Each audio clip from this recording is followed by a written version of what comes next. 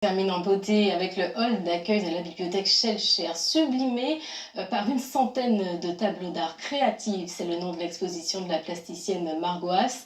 Chaque tableau révèle une histoire que nous raconte Dominique Legros, Olivier Nicoladi Duclos. Un petit bout de femme d'à peine 1,56 m au milieu d'une centaine d'œuvres.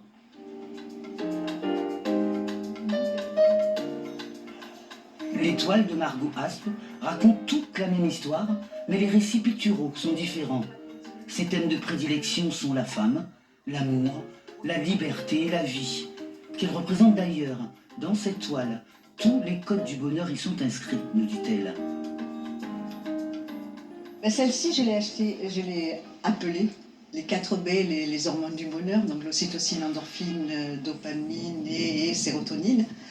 Et oui, c'est la vie, c'est la vie, c'est ce qui nous donne envie le matin de nous lever, qui nous donne envie qui nous donne la niaque, qui nous donne envie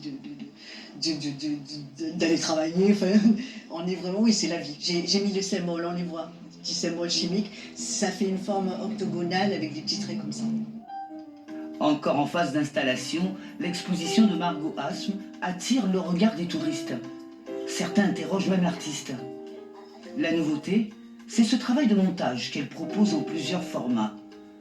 Margot reproduit Margot avec une couleur chargée d'histoire, le bleu. À l'époque de la Grèce antique, le bleu était déconsidéré. On le retrouvait uniquement en Égypte. Et chez les Romains, eh bien, ils considéraient cette couleur même comme barbare et on ne la voyait pas même à travers des représentations visuelles.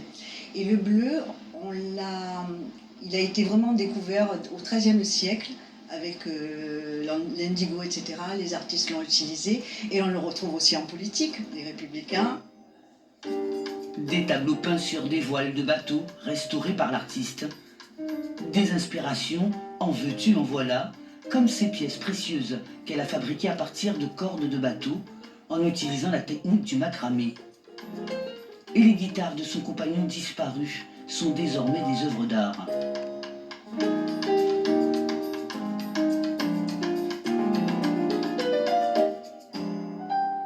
L'expo Crête à vie de Margot Haas, ou quand la culture picturale tutoie la culture littéraire, c'est à la bibliothèque Schellcher.